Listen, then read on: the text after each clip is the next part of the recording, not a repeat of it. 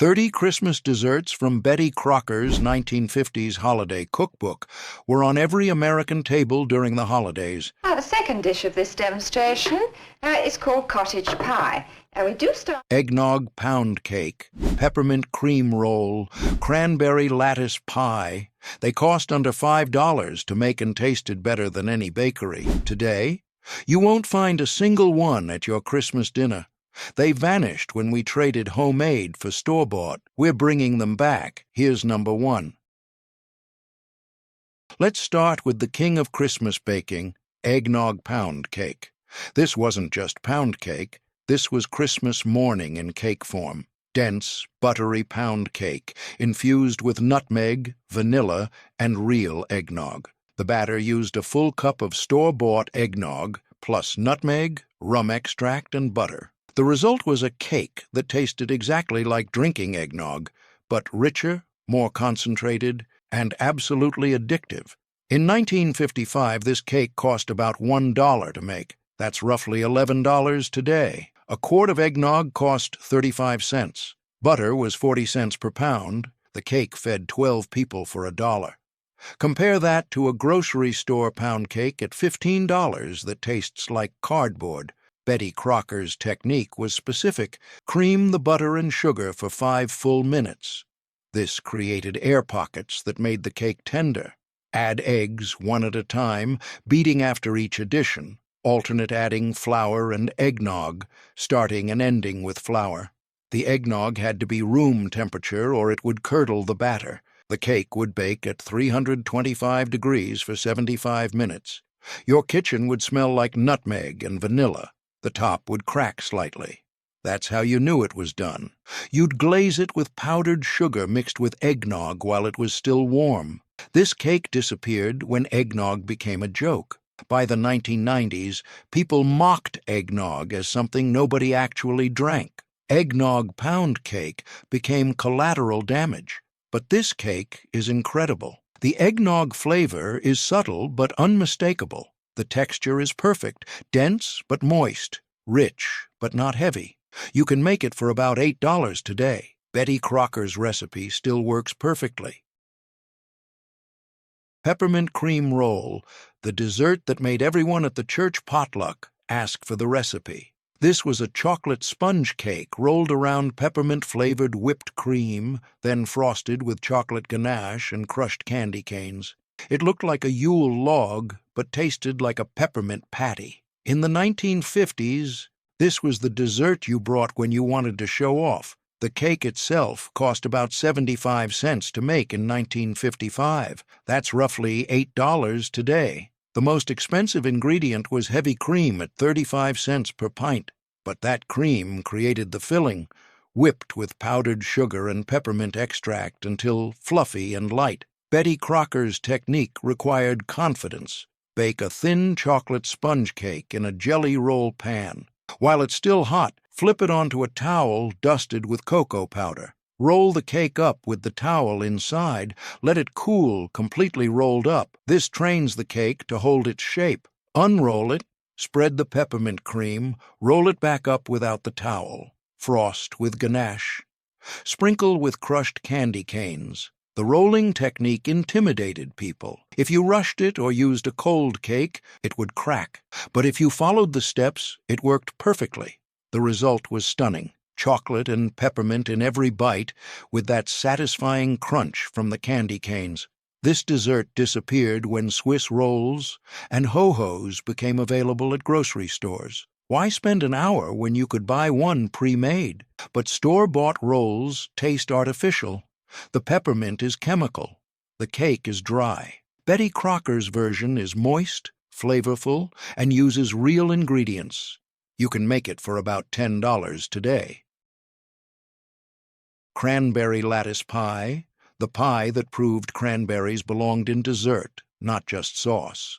This was a double-crust pie filled with fresh cranberries, sugar, orange zest, and a secret ingredient, ground almonds. The almonds absorbed the cranberry juice and created a filling that was thick, jammy, and intensely flavorful. The top crust was woven into a lattice pattern so you could see the deep red filling underneath. In 1950, fresh cranberries cost 20 cents per pound. A bag made enough filling for 2 pies. Add flour, butter, and sugar for the crust, and the total cost was about 60 cents per pie. That's roughly $7 today. A cranberry pie at a bakery runs $25, if you can even find one. Betty Crocker's recipe had specific instructions. Chop the cranberries coarsely. Don't leave them whole, or they'll burst during baking. Mix them with sugar, orange zest, and ground almonds. Let the mixture sit for 15 minutes so the sugar dissolves. This created a syrup that bound everything together. The lattice crust wasn't just decorative. It allowed steam to escape while the cranberries cooked. If you used a solid top crust, the filling would boil over. The lattice also showed off that gorgeous red filling. Every slice looked like Christmas. This pie disappeared when canned cranberry sauce took over. By the 1960s, most families served jellied cranberry sauce from a can and called it tradition. Fresh cranberry desserts were forgotten, but this pie is tart, sweet, and absolutely delicious. The almonds add a subtle nuttiness. The orange zest brightens everything. You can make it for about $9 today. Mincemeat stars. Yes, mincemeat, and yes, they were wildly popular. These were flaky pastry stars filled with mincemeat and dusted with powdered sugar. In the 1950s, jarred mincemeat was a pantry staple during Christmas. Betty Crocker's recipe turned it into elegant cookies that looked like snowflakes and tasted like spiced fruit and brandy. A jar of mincemeat cost 40 cents in 1955. That's roughly $4.50 today. The jar made enough filling for 60 cookies. Add butter and flour for the pastry, and the total cost was about 70 cents, roughly $8 today. These cookies were economical, impressive, and delicious. Betty Crocker's technique was straightforward. Make a rich pastry dough with butter, flour, and just enough ice water to hold it together. Roll it thin. Cut out stars with a cookie cutter. Place a small spoonful of mincemeat in the center of half the stars. Top with another star. Press the edges to seal. Bake until golden. The mincemeat filling was the magic. It had raisins, dried apples, spices, citrus peel, and usually a splash of brandy. When baked inside flaky pastry, it became warm, gooey, and aromatic. The cookies smelled like Christmas. Mincemeat stars disappeared when mincemeat itself disappeared. By the 1980s, grocery stores stopped carrying it. The name confused people. Younger generations thought it contained meat and refused to try it. By the 1990s, mincemeat was gone from most stores, but you can still buy jarred mincemeat online. A jar costs about $8 and makes dozens of cookies. These are worth making for the novelty alone. They're unlike any modern Christmas cookie. White Christmas fudge, the candy that looked like snow and tasted like vanilla heaven. This was white chocolate fudge studded with dried cranberries, pistachios, and white chocolate chips. In the 1950s, white chocolate was exotic and expensive. Making white Christmas fudge showed you had money and good taste. The fudge was smooth, creamy, and absolutely beautiful with the red cranberries and green pistachios. In 1955, white chocolate cost about $1 per pound. That's roughly $11 today. Add butter, sugar, marshmallow creme, and nuts, and the total cost was about $2.50, roughly $27 today. This was premium candy. Betty Crocker's technique required precision. Melt white chocolate slowly in a double boiler. If you overheat it, it seizes and becomes grainy. Combine butter, sugar, and cream in a saucepan. Bring to a boil. Add marshmallow creme and the melted white chocolate. Stir in cranberries and pistachios. Pour into a pan and let it set overnight. 5 desserts down, 25 to go. And you're already seeing it. Every single one of these was a Christmas tradition. Every single one cost under $5. Every single one disappeared when convenience replaced craftsmanship. Better fix plenty, because the stimulating aroma of lamb stew does something exciting to the appetite. But here's where it gets interesting. The next 5 desserts are even more obscure. These are the desserts that only appeared in handwritten recipe cards passed between neighbors. If you've never heard of Snowdrift torte or Feffanusa, you're about to understand why your grandmother's Christmas table was better than yours. Snowdrift torte, a dessert with a name straight out of a winter fairy tale. This was a 3-layer meringue cake filled with whipped cream and fresh strawberries, then covered entirely in more whipped cream and shredded coconut. The meringue layers were crisp on the outside, chewy in the middle. The whipped cream was light and sweet. The coconut made it look like a snow-covered mountain. In 1955, this torte cost about $1.50 to make. That's roughly $17 today. The expensive part was the heavy cream. You needed 2 pints. Fresh strawberries cost about 30 cents per pint in winter, because they were shipped from California, but the result was worth it. Betty Crocker's technique involved making stable meringue. Beat egg whites with cream of tartar until foamy, then slowly add sugar while beating. The meringue had to reach stiff peaks. When you lifted the beaters, the peaks should stand straight up without drooping. Spread the meringue into 3 circles on parchment paper. Bake at a low temperature for 90 minutes until dry and crisp. The assembly was pure drama. Place 1 meringue layer on a platter. Top with whipped cream and sliced strawberries. Add the second layer. More cream and strawberries. Top with the third layer. Cover the entire thing in whipped cream. Press shredded coconut all over.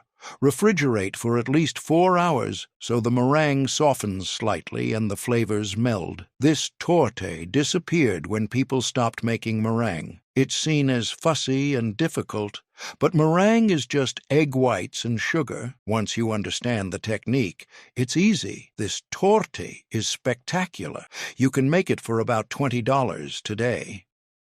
Feffanusa, German spice cookies that became an American Christmas tradition. These were small, round cookies loaded with spices: cinnamon, cloves, cardamom, black pepper, and anise. Yes, black pepper in a cookie. The pepper added a subtle heat that made the other spices sing. After baking, the cookies were rolled in powdered sugar while still warm.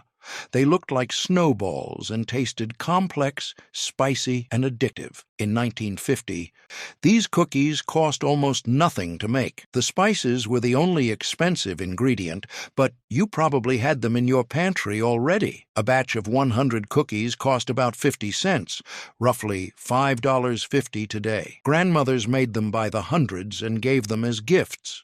Betty Crocker's recipe started with molasses and honey, which gave the cookies their dark color and chewy texture. The dough had to rest overnight before baking. This allowed the flavors to develop and made the dough easier to shape. You'd roll the dough into small balls, about 1 inch diameter, and bake them until just set. The key was not overbaking. Feffanusa should be slightly soft when they come out of the oven. They firm up as they cool. While they're still warm, roll them in powdered sugar. The sugar sticks and creates a sweet coating that contrasts with the spicy cookie. Feffanusa disappeared as German-American traditions faded. By the 1970s, most families had stopped making ethnic Christmas cookies. By the 1980s, these were only found in specialty bakeries in German neighborhoods, but they're worth reviving. They're unusual, flavorful, and incredibly easy to make. Cranberry sherbet ring, a frozen dessert that looked like something from a fancy restaurant. This was cranberry sherbet molded into a ring shape, then filled with whipped cream and decorated with fresh cranberries and mint leaves. In the 1950s, molded desserts were the height of sophistication. This one was both beautiful and refreshing, a perfect palate cleanser after a heavy Christmas dinner. In 1955, making this dessert cost about 80 cents. That's roughly $9 today. Fresh cranberries were cheap in December. Sugar and cream were pantry staples. The mold was the only special equipment needed, and most households had bundt pans that worked perfectly. Betty Crocker's recipe involved cooking fresh cranberries with sugar and water until they burst and released their juice. Strain the mixture to remove the skins. This created a smooth, bright red liquid. Mix it with sugar and lemon juice. Freeze it in an ice cream maker until it reached sherbet consistency. Pack it into a ring mold and freeze overnight. To serve, unmold the sherbet onto a platter. Fill the center with whipped cream. Garnish with fresh cranberries and mint. Every slice had bright cranberry sherbet and creamy whipped cream together. This dessert disappeared when gelatin molds became a joke in the 1970s. Anything molded was considered retro and embarrassing. But sherbet isn't gelatin, it's frozen fruit. This dessert is elegant, delicious, and refreshing. You can make it for about $12 today if you have an ice cream maker. Fruitcake bites. All the flavor of fruitcake, none of the commitment. These were 1-inch squares of fruitcake made with dates, dried apricots, dried figs, pecans, and just enough batter to hold everything together. After baking, each square was dipped in honey glaze and rolled in finely chopped nuts. They looked like truffles and tasted like concentrated Christmas. In 1955, these cost about $1 to make. That's roughly $11 today. The dried fruit was expensive, but a little went a long way. One batch made 60 pieces, which meant each piece cost less than 2 cents. Betty Crocker's approach fixed everything wrong with traditional fruitcake. Instead of a massive loaf that aged for weeks, these were small and fresh. Instead of candied fruit, which most people hated, they used naturally dried fruit that tasted real. Instead of soaking them in brandy for months, they were glazed with honey and eaten within a week. The technique was simple. Chop dried fruit and nuts into small pieces, mix them with a small amount of spiced batter, just enough to bind everything. Press the mixture into a pan, bake until set, cut into small squares, brush with warm honey, roll in chopped pecans. Fruitcake bites disappeared along with traditional fruitcake, but these deserve a second chance. They're nothing like the dense, boozy fruitcakes of legend. They're chewy, fruity, nutty, and actually delicious. You can make them for about $12 today. Chocolate peppermint pinwheels. The cookie that looked complicated but was surprisingly easy. These were chocolate and peppermint cookie doughs rolled together into a spiral, sliced, and baked. Each cookie had a pinwheel pattern of dark chocolate and white peppermint. They looked professional and tasted like chocolate-covered candy canes. In 1950, these cookies cost about 60 cents per batch. That's roughly $7 today. The dough used cocoa powder for the chocolate and peppermint extract for the white dough. You needed food coloring to make the peppermint dough pink. Red food coloring was common in 1950s kitchens. Betty Crocker's technique required patience. Make 2 doughs, 1 chocolate, 1 peppermint. Roll each into a rectangle about 1/4 inch thick. Stack them on top of each other. Roll them up tightly like a jelly roll. Wrap in wax paper and refrigerate for at least 2 hours. Slice the log into 1/4 inch rounds. Each slice revealed the spiral pattern. The cookies would bake in 12 minutes. They spread slightly but held their pattern. The chocolate dough was rich and fudgy. The peppermint dough was crisp and minty. Together, they created the perfect Christmas cookie. These cookies disappeared when slice-and-bake cookie dough became available. You can make them for about $8 today. 10 desserts down, 20 to go. And here's what you're noticing. None of these desserts are difficult. They're just unfamiliar. We stopped making them because we forgot they existed, not because they weren't worth making. The next 10 are even more forgotten. Results? A perky new dish from a dependable old favorite. These appeared in Betty Crocker's regional editions, the ones distributed only in certain parts of the country. These are the desserts that vanished when cookbooks became nationalized and regional traditions were erased. Let's keep going.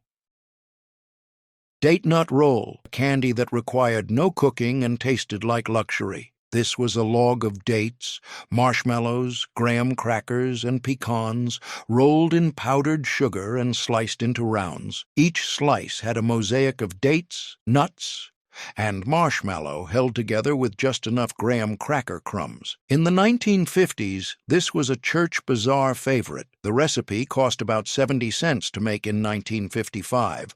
That's roughly $8 today. You needed a box of pitted dates, a bag of miniature marshmallows, graham crackers, and pecans. Mix everything together, shape it into a log, roll it in powdered sugar, refrigerate overnight, slice. The result was candy that tasted like date bars but with better texture. The dates were sweet and caramel-like. The marshmallows added chewiness. The pecans added crunch.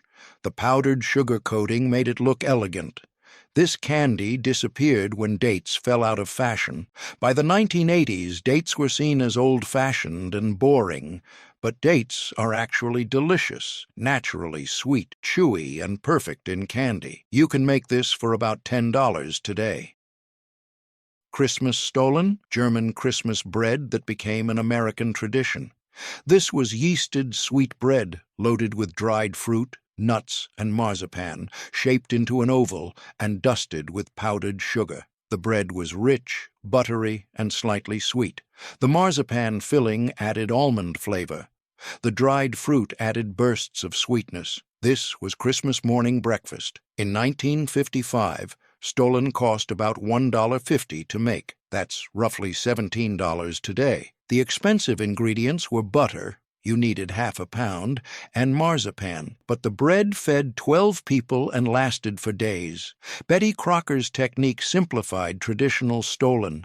Use instant yeast instead of traditional yeast starter. This cut the rising time in half. Mix the dough with butter, eggs, milk, and flour. Knead in raisins, dried apricots, and slivered almonds. Let it rise once. Roll it out. Place a rope of marzipan down the center, fold it over, and let it rise again. Bake until golden. Brush with melted butter and dust with powdered sugar while still warm. The result was bread that tasted rich and festive.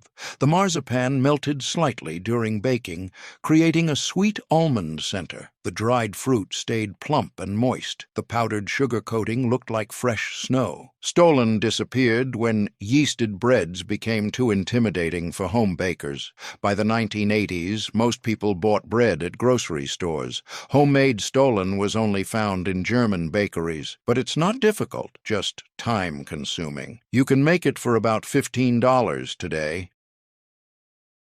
Penuche, divinity. Two classic Christmas candies combined into one. This was divinity candy made with brown sugar instead of white sugar, which gave it a caramel flavor like Penuche fudge. The candy was fluffy, sweet, and tasted like butterscotch clouds. In the 1950s, this was advanced candy making, something you made to show off your skills. In 1950, this candy cost about 50 cents to make. That's roughly $5.50 today. You needed brown sugar, corn syrup, egg whites, and pecans. That's it. But the technique required precision. Betty Crocker's method was specific. Boil brown sugar and corn syrup to hardball stage, 260 degrees Fahrenheit. Pour the hot syrup slowly into beaten egg whites while mixing constantly. The hot syrup cooked the egg whites and created a glossy, marshmallow-like candy. Beat until the mixture lost its shine and held stiff peaks. Fold in chopped pecans. Drop by spoonfuls onto wax paper. The candy would set in about an hour. Each piece was light, airy, and sweet, with that distinctive brown sugar flavor. The pecans added crunch and a nutty contrast.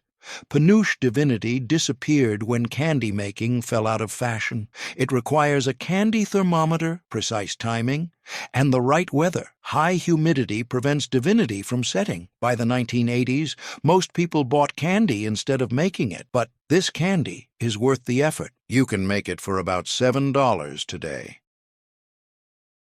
Cherry almond wreaths, cookies shaped like Christmas wreaths and tasting like almond paste and cherries. These were almond-flavored cookies shaped into rings, decorated with green frosting to look like wreaths, and topped with red cinnamon candies to look like holly berries. In the 1950s, these were the cookies you arranged on a platter for guests. The cookies cost about 80 cents per batch in 1955. That's roughly $9 today. You needed almond extract, maraschino cherries, and cinnamon candies. The dough was simple: butter, sugar, flour, eggs, and almond extract. Betty Crocker's technique made them look professional. Mix the dough and chill it for an hour. Roll it into ropes about half an inch thick. Cut the ropes into 6-inch lengths. Form each length into a circle, overlapping the ends. Bake until lightly golden. While still warm, frost with green icing and press cinnamon candies into the frosting to look like berries. The almond flavor was strong but not overwhelming. The cookies were buttery and crisp. The frosting added sweetness and that festive green color. The cinnamon candies added a spicy kick. These cookies disappeared when decorating became too time-consuming. By the 1980s, people wanted cookies they could slice and bake without any assembly or decoration. But these wreaths are fun to make, especially with kids, and they look stunning on a cookie platter. You can make them for about $10 today. Apple mincemeat crumble, a dessert that turned skeptics into mincemeat believers. This was a baked dessert with layers of sliced apples and jarred mincemeat, topped with a buttery crumble topping. The apples diluted the intense flavor of mincemeat and added freshness. The crumble added texture. Served warm with vanilla ice cream, this was Christmas dessert perfection. In 1955, this crumble cost about $1 to make. That's roughly $11 today. You needed apples, cheap in winter storage, a jar of mincemeat, butter, flour, and oats for the crumble. One pan served 8 people. Betty Crocker's recipe alternated layers: sliced apples on the bottom, spoonfuls of mincemeat scattered over the apples, more mincemeat. The crumble topping went on last. Butter, flour, brown sugar, and oats, rubbed together until it resembled coarse crumbs. The dessert would bake at 350 degrees for 45 minutes. The apples would soften and release their juice. The mincemeat would melt and mix with the apple juice. Molasses ginger snaps. Not the ginger snaps you know from grocery stores.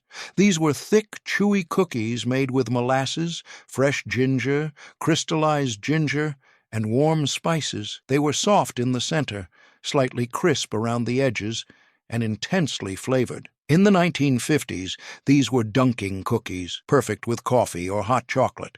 In 1950, these cookies cost about 40 cents per batch. That's roughly $4.50 today. Molasses was cheap, about 20 cents per jar. Fresh ginger root cost almost nothing.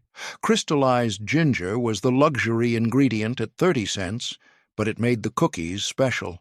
Betty Crocker's recipe used both fresh and crystallized ginger for double the flavor. Grate fresh ginger into the dough for that sharp, spicy bite. Chop crystallized ginger into small pieces and fold them in for bursts of sweet ginger flavor and chewy texture. The dough had to be chilled before baking. This prevented the cookies from spreading too much. Roll the dough into balls, roll each ball in sugar, press them flat with a fork, and bake until just set. They'd firm up as they cooled. The cookies would stay chewy for days when stored in an airtight container. The molasses kept them moist. The ginger flavor intensified after a day or two. These were better on day 3 than on day 1. Coconut cream pie with meringue, the pie that crowned Christmas dinner. This was a flaky pie crust filled with rich coconut custard, topped with toasted meringue that rose 6 inches high. The custard used real coconut, shredded and toasted, along with coconut extract, eggs, milk, and sugar. The meringue was torched until golden with a kitchen torch or browned in the oven.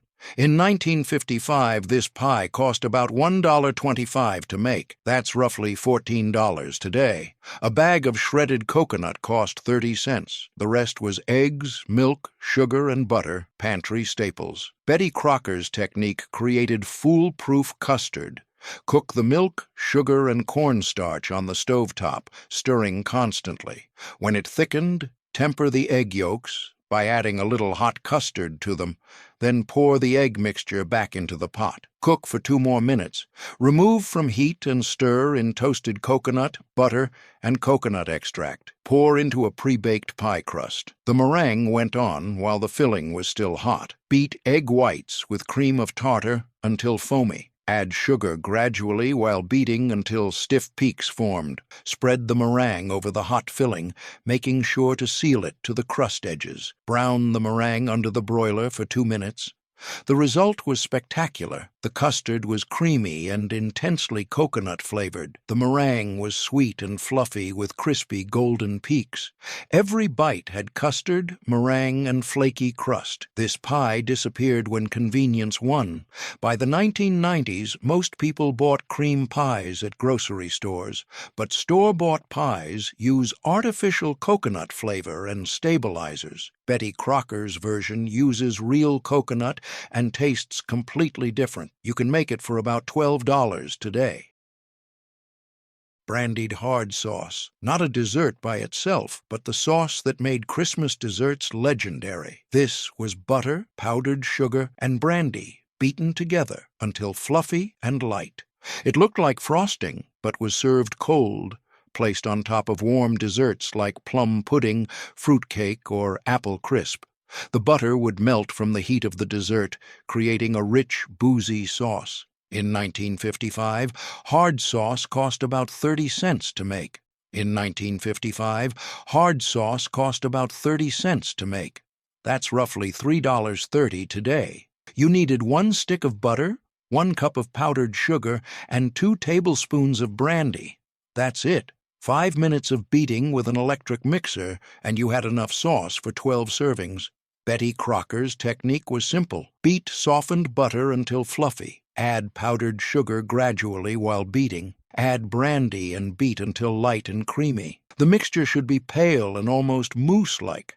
Transfer to a serving bowl and refrigerate until firm. The sauce would keep for 2 weeks in the refrigerator. You'd serve it cold, placing a dollop on each serving of warm dessert.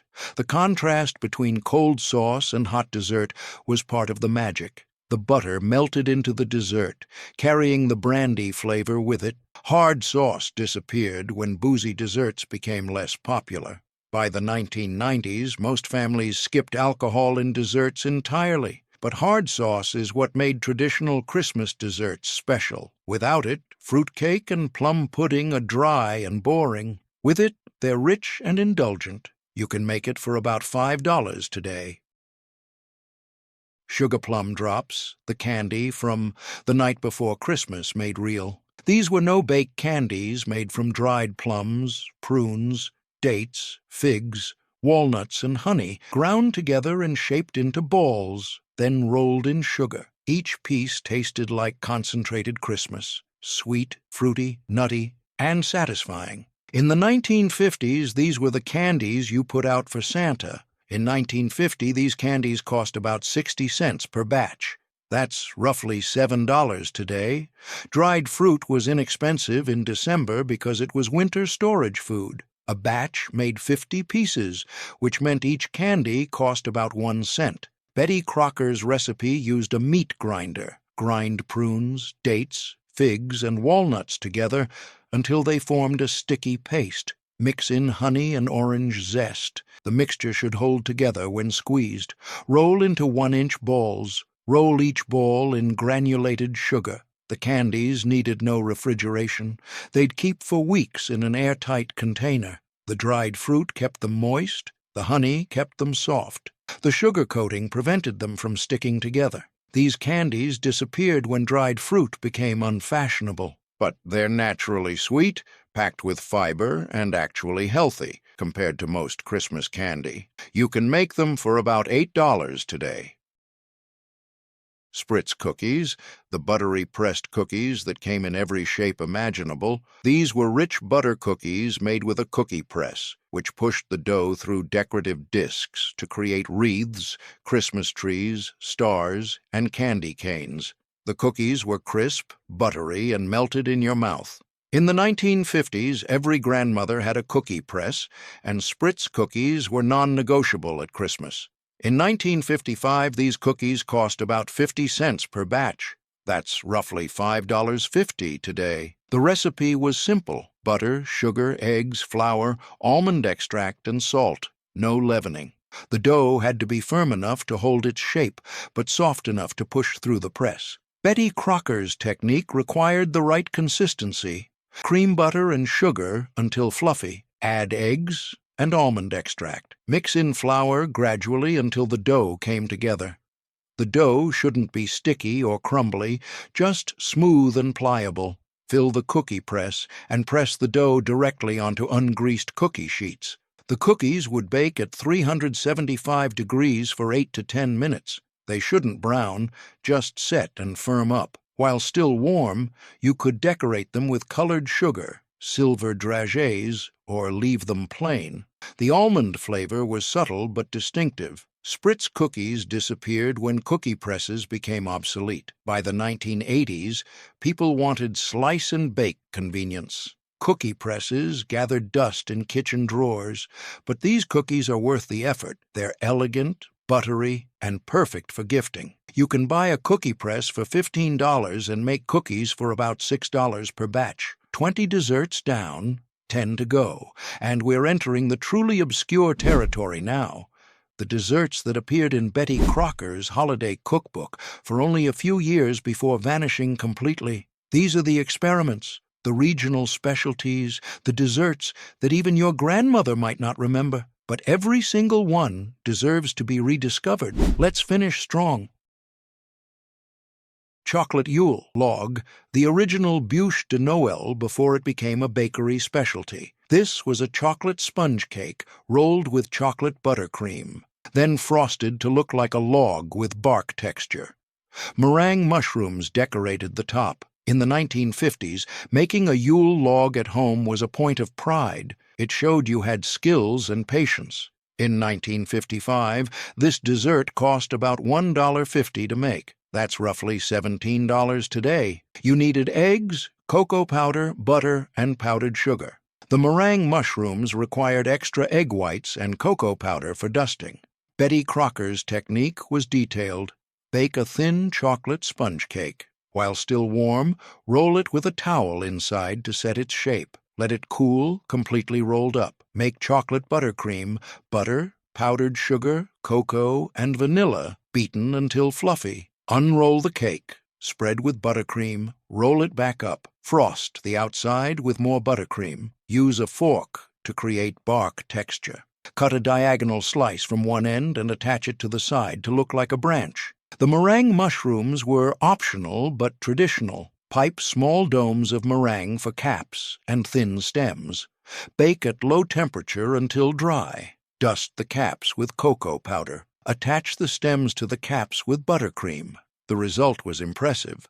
A dessert that looked like a fallen log covered in bark. The cake was moist and chocolatey. The buttercream was rich and smooth. The meringue mushrooms added whimsy. This dessert disappeared when it became intimidating. People saw it as too difficult, too fancy, too professional. By the 1990s, most people bought Yule logs at bakeries for $30. But it's not that hard, just time-consuming. You can make it for about $15 today. Peppermint ice cream pie, the frozen dessert that tasted like candy canes in pie form. This was a chocolate cookie crust filled with peppermint ice cream, topped with hot fudge sauce and whipped cream, then frozen until serving. In the 1950s, homemade ice cream was common. Families had hand-crank ice cream makers and made peppermint ice cream during the holidays. In 1955, this pie cost about 80 cents if you made the ice cream yourself. That's roughly $9 today. Store-bought peppermint ice cream cost about $1 per quart. Either way, the pie was economical and impressive. Betty Crocker's technique was straightforward. Ambrosia parfait, Southern ambrosia salad transformed into an elegant dessert. This was layers of orange segments, shredded coconut, miniature marshmallows, maraschino cherries, and whipped cream, assembled in tall glasses. In the 1950s, parfaits were sophisticated. Serving dessert in glasses meant you were fancy. Ambrosia was already a holiday staple in the South. The parfait version elevated it. In 1955, this dessert cost about $1 to make. That's roughly $11 today. You needed fresh oranges, shredded coconut, marshmallows, maraschino cherries, and heavy cream for whipping. One batch filled 8 parfait glasses. Betty Crocker's assembly instructions created visual drama. Start with orange segments in the bottom of each glass. Bourbon balls, the adult candy that wasn't for children. These were no-bake candies made from crushed vanilla wafers, powdered sugar, cocoa powder, corn syrup, chopped pecans, and bourbon, real bourbon, not extract. Each piece packed a boozy punch. In the 1950s, these were the candies you served after dinner with coffee. In 1950, bourbon balls cost about $1 per batch. That's roughly $11 today. Betty Crocker's recipe was simple. Crush vanilla wafers into fine crumbs. Mix with powdered sugar, cocoa powder, chopped pecans, corn syrup, and bourbon. The mixture should hold together when squeezed but not be wet. Roll into 1-inch balls. Roll each ball in powdered sugar or cocoa powder. Store in an airtight container for at least 2 days before serving. The aging was crucial. Bourbon balls tasted harsh if eaten immediately. After 2 days, the flavors mellowed and blended. After a week, they were perfect. The bourbon flavor was strong but smooth. The chocolate was rich. The pecans added crunch. Bourbon balls disappeared when boozy desserts fell out of favor, but they're making a comeback at craft cocktail bars and artisan candy shops. You can make them for about $12 today, cheaper than buying them at specialty stores for $3 per piece. Lemon snow pudding, a dessert that looked like fresh snow and tasted like lemon meringue pie. This was a gelatin-based dessert made with lemon juice, sugar, egg whites, and gelatin. When set, it had an airy, snowy texture, somewhere between mousse and meringue. Served with a custard sauce, it was light, refreshing, and elegant. In 1955, this pudding cost about 60 cents to make. That's roughly $7 today. You needed lemons, sugar, gelatin, eggs, and milk for the custard sauce. One batch served 8 people. Betty Crocker's technique created that signature texture. Dissolve gelatin in hot water. Add lemon juice and sugar. Refrigerate until it reached the consistency of egg whites. Thick, but not set. Beat egg whites until stiff. Fold the partially set gelatin into the egg whites. The mixture would triple in volume, becoming light and fluffy.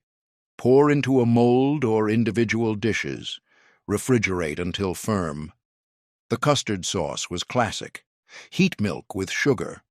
Temper egg yolks with hot milk. Cook until thickened. Add vanilla. Serve the sauce alongside the lemon snow. The contrast was perfect. Tart, airy lemon pudding with rich, sweet custard. The texture was unusual, light and ethereal, almost like eating flavored air. This dessert disappeared when gelatin desserts became unfashionable, but unlike Jell-O molds, this had sophistication. The lemon flavor was bright and clean. The texture was delicate. You can make it for about $8 today. Filled cookie baskets, cookies shaped like tiny baskets and filled with chocolate or jam. These were butter cookie dough pressed into miniature muffin tins, baked until golden, then filled with melted chocolate, raspberry jam, or lemon curd. Each cookie looked like a little edible basket. In the 1950s, these were tea party cookies, dainty, beautiful, and impressive. In 1955, these cookies cost about 70 cents per batch. That's roughly $8 today. The dough was simple butter cookie dough. The fillings were the expensive part, chocolate chips, jam, or lemon curd. Betty Crocker's technique required miniature muffin tins. Make butter cookie dough and chill it. Press small balls of dough into each muffin cup, creating a basket shape with sides and a hollow center. Prick the bottoms with a fork to prevent puffing. Bake until golden. While still warm, press the centers down if they puffed up. Let them cool completely. Fill with melted chocolate, jam, or lemon curd. The baskets were crisp and buttery.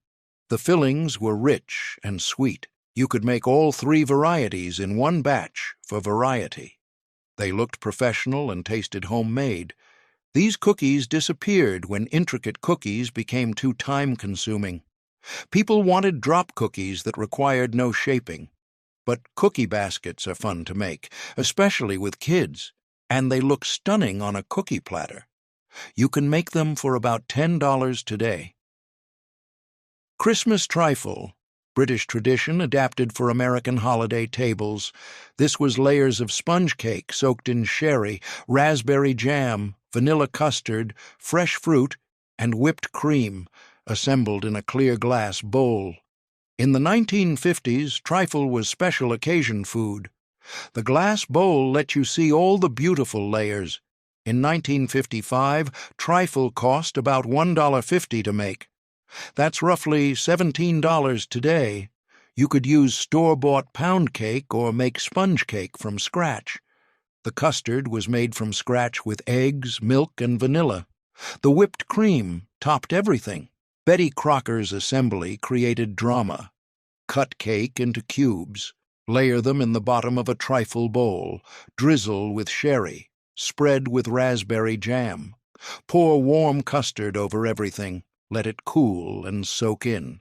Add a layer of sliced fresh fruit, strawberries in summer, mandarin oranges in winter. Top with whipped cream. Refrigerate overnight. The overnight rest was essential. The cake absorbed the sherry and custard. The flavors melded together. The result was rich, boozy, fruity, and creamy, all in one spoonful. Christmas trifle disappeared when layered desserts fell out of fashion. But trifle is making a comeback. It's easy to make ahead, serves a crowd, and looks impressive. You can make it for about $15 today. Angel food cake with peppermint frosting, the cake that made peppermint elegant. This was a homemade angel food cake, light, airy, and slightly sweet, frosted with peppermint buttercream and decorated with crushed candy canes. In the 1950s, angel food cake was special occasion baking. It required 12 egg whites beaten to stiff peaks. Making one successfully was a badge of honor. This wasn't a cake you made casually. This was a cake that announced you had skills. The name angel food came from the cake's ethereal texture. So light it seemed angelic. Unlike butter cakes that relied on fat for tenderness, angel food cake achieved its delicate crumb through nothing but beaten egg whites. The air trapped in those whites created a cake that was almost weightless. When you cut a slice, it would practically float off the knife. In 1955, this cake cost about 80 cents to make. That's roughly $9 today. You needed a dozen eggs, but only the whites. Cake flour, sugar, cream of tartar, and peppermint extract for the frosting. The eggs were the expensive part. A dozen cost about 60 cents back then.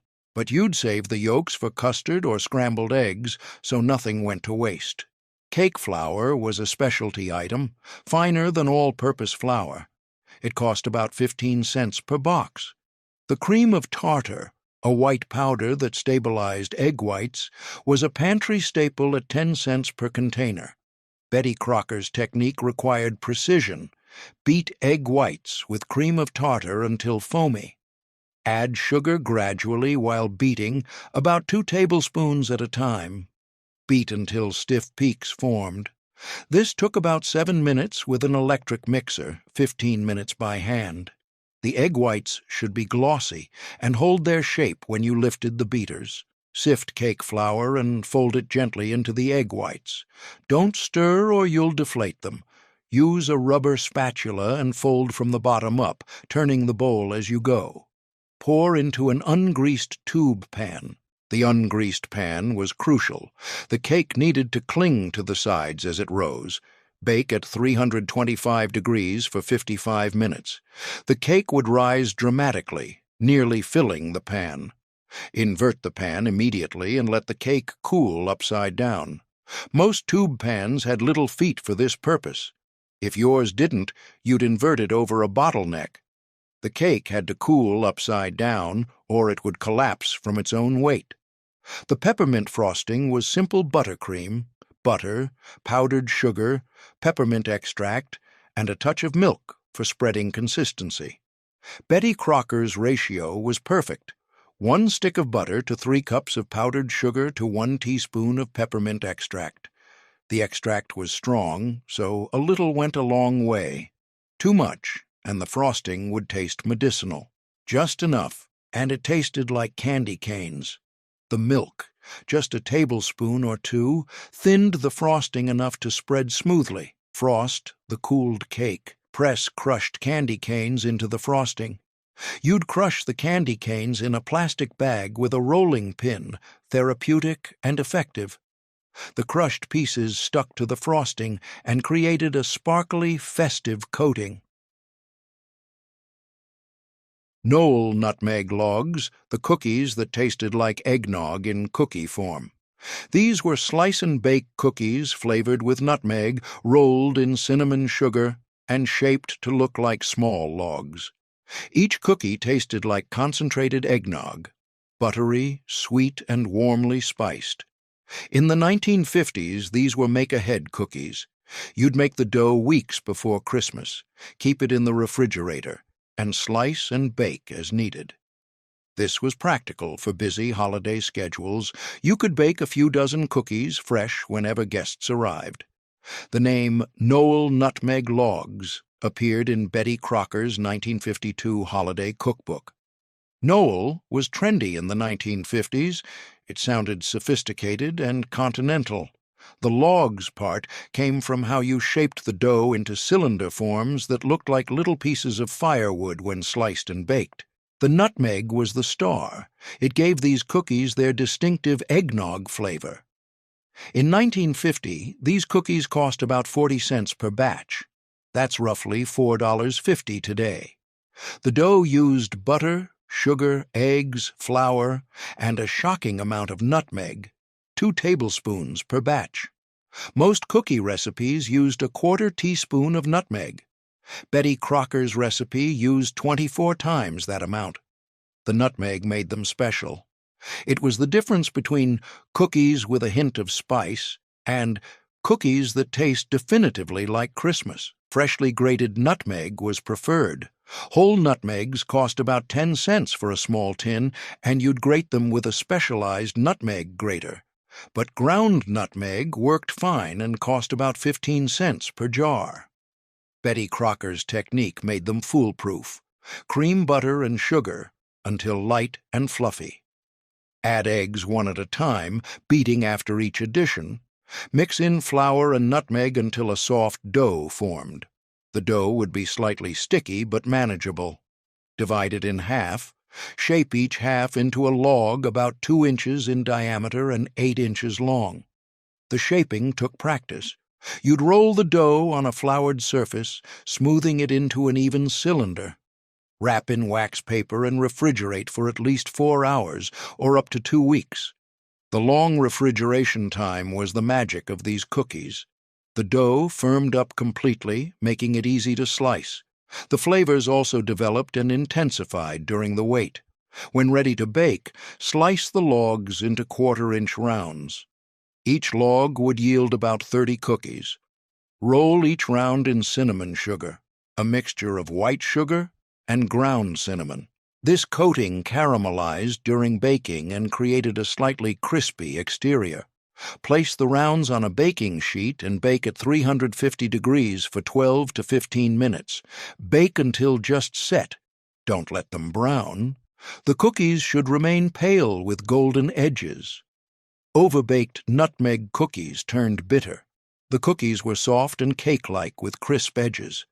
The texture was somewhere between a sugar cookie and a shortbread, tender and crumbly but not dry. The nutmeg flavor was pronounced but not overwhelming. It tasted warm and cozy, like drinking eggnog by a fire. The cinnamon sugar coating added extra sweetness and a slight crunch. The coating also made your kitchen smell incredible while the cookies baked. These cookies disappeared when nutmeg became associated with eggnog, and eggnog became a joke. By the 1990s, eggnog was something people claimed to hate, but stores kept selling because someone was buying it. Nutmeg got caught in the crossfire. It became the spice that tasted old-fashioned or like eggnog, and that wasn't a compliment anymore. Younger bakers gravitated toward chocolate, vanilla, and cinnamon. Nutmeg was forgotten. Plum pudding with brandy butter, the most traditional Christmas dessert that America forgot. This was a steamed pudding made with sweat, dried fruits, breadcrumbs, spices, and brandy, steamed for hours until dark and dense. Before serving, it was doused with warm brandy and set on fire. The flames would dance across the pudding while everyone watched. Served with brandy butter, hard sauce made with butter, sugar, and brandy, this was Christmas dessert as theater. This wasn't just food. This was performance. This was tradition made visible. Plum pudding has roots in medieval England, where it was called plum porridge and served as a savory sweet course. By the Victorian era, it had evolved into the dense, fruit-packed dessert we know today. Charles Dickens immortalized plum pudding in A Christmas Carol. The Cratchit family's flaming pudding was a symbol of Christmas joy despite their poverty. By the 1950s, plum pudding was still a Christmas tradition in many American homes, especially those with British heritage. In 1955, plum pudding cost about $2 to make. That's roughly $22 today. The expensive ingredients were suet, beef fat, dried fruits, and brandy. Suet cost about 40 cents per pound. You needed half a pound. Dried currants, raisins, and figs together cost about 80 cents per pound. A bottle of brandy cost $4, but you only needed 1 cup for the pudding and a 1/4 cup for flaming, so the bottle lasted for multiple puddings. But the pudding fed 12 people and was part of the Christmas experience, a dessert you made once a year for special occasions. Mix everything together until thoroughly combined. The batter should be thick and heavy, almost like clay. Pack the mixture into a greased pudding mold or bowl. Traditional pudding molds were ceramic or metal with tight-fitting lids. If you didn't have one, a heat-proof bowl worked. You'd cover it tightly with foil tied with string. Steam for 4 hours. This was the crucial step. You'd place the covered mold in a large pot with enough boiling water to come halfway up the sides. Cover the pot and maintain a gentle boil. Check every hour to make sure the water hadn't boiled away. Add more boiling water as needed. The pudding would darken as it steamed, turning from brown to nearly black. The smell would fill your kitchen. Dried fruit, brandy, and warm spices. The pudding could be made weeks ahead and re-steamed before serving. In fact, many families made their Christmas pudding in October or November, wrapped it in brandy-soaked cheesecloth, and stored it in a cool place. The flavors would mature and mellow over time, becoming more complex. To serve, unwrap the pudding and place the mold in a pot of simmering water for an hour to reheat. Unmold the pudding onto a platter. It should slide out easily if you ran a knife around the edge first. The pudding would be dark, glossy, and dome-shaped.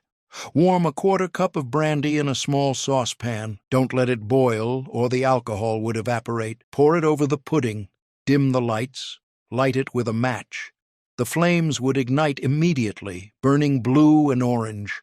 The flames would dance across the surface for about 30 seconds before dying out naturally. Everyone would watch in silence. It was Christmas magic. Serve immediately with brandy butter on the side. Each person got a slice of warm pudding with a dollop of cold brandy butter. The butter would melt into the pudding, creating a rich sauce. Plum pudding disappeared when steaming puddings became obsolete. By the 1980s, most kitchens didn't even have the equipment. Pudding molds were antiques. The process seemed too complicated, too time-consuming, too old-fashioned. Families switched to pies, cakes, and ice cream. But plum pudding is worth making once for the experience, not just the taste, but the ritual, the hours of steaming, the weeks of aging, the ceremony of flaming it at the table. It connects you to centuries of Christmas tradition. You can buy a pudding mold for $20 online and make the pudding for about $25 today. It's not cheap, but it's not really about the money. It's about keeping tradition alive. 30 Christmas desserts from Betty Crocker's 1950s holiday cookbook. Everyone was a tradition. Everyone cost under $5. Everyone disappeared when we traded homemade for store-bought. These weren't complicated desserts. They were careful. Eggnog pound cake, peppermint cream roll, cranberry lattice pie. Your grandmother made these every December. They cost almost nothing and tasted better than anything we buy today. Pick one and make it this Christmas. Give yourself an afternoon in the kitchen. Fill your house with the smell of butter, sugar, and spices. See what your grandmother knew, that the best Christmas desserts can't be bought. They have to be made. Let me know in the comments which one you're trying first. And if you want more forgotten Betty Crocker recipes from the 1950s, I'll see you in the next video.